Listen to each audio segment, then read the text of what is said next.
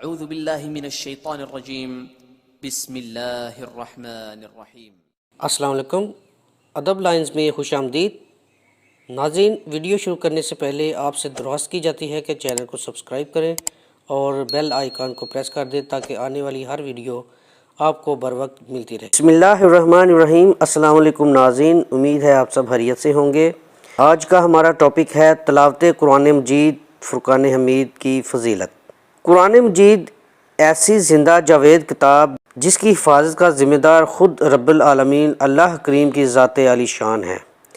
یہ کتاب لا ریب، کتاب مبین، قیامت تک آنے والوں کے لیے ذریعہ ہدایت و رشد اور راہ نجات ہے۔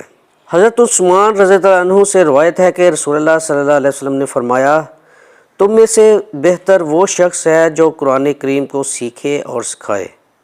حضرت ابو سعید رضی اللہ عنہ سے روایت ہے کہ رسول اللہ صلی اللہ علیہ وسلم نے فرمایا، اللہ تعالیٰ کا فرمان ہے کہ جس شخص کو قرآن مجید کی مشغولی کی وجہ سے ذکر کرنے اور دعائیں مانگنے کی فرصت نہیں ملتی، میں اس کو سب دعائیں مانگنے والوں سے زیادہ عطا کرتا ہوں، اور اللہ تعالیٰ کے کلام کو سب کلاموں پر ایسی ہی فضیلت حاصل ہے جیسی خود اللہ رب العالمین کو تمام مخلوق پر۔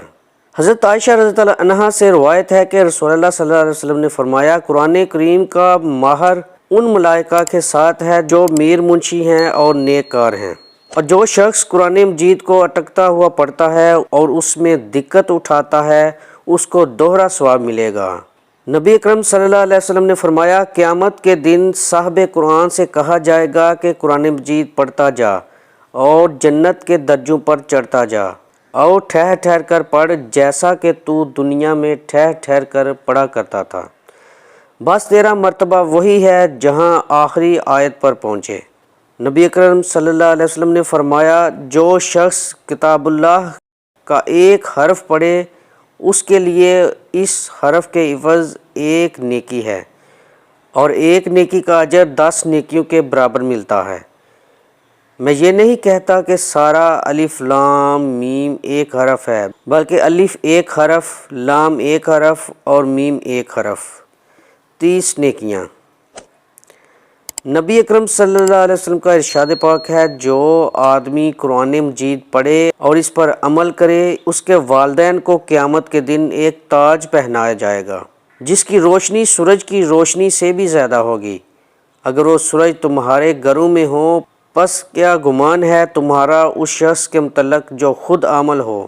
آپ صلی اللہ علیہ وسلم نے فرمایا، جس شخص نے قرآن کریم پڑھا پھر اس کو حفظ یاد کیا اور اس کے حلال کو حلال جانا اور حرام کو حرام، اللہ رب العزت اس کو جنت میں داخل فرما دیں گے، اور اس کے گھرانے میں سے ایسے 10 آدمیوں کے بارے میں اس کی شفاعت قبول فرمائیں گے جن کے لیے دوزخ واجب ہو چکی ہوگی۔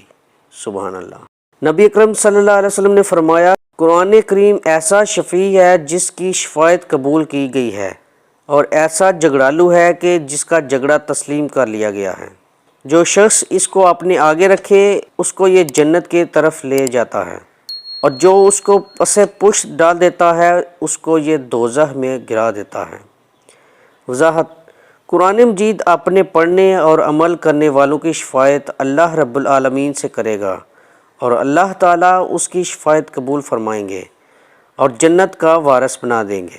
اور اس کے برعکس جو شخص نہ قرآن کریم کو پڑھے اور نہ ہی اس کے حرام کو حرام جانے، یعنی اتباع و عمل نہ کرے، یہ اس کو دوزخ میں گرا دے گا۔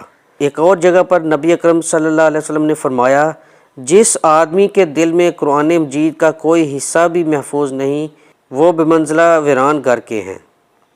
اللہ تعالی ہم سب کو عمل کرنے کی توفیق عطا فرمائے، آمین ثم آمین۔ ناظرین، امید ہے آپ کو یہ ویڈیو پسند آئی ہوگی۔ اگر پسند آئی ہے تو لائک اور شیئر کریں اور چینل کو سبسکرائب کرنا نہ بھولیے گا۔ جزاک اللہ۔ اللہ حافظ۔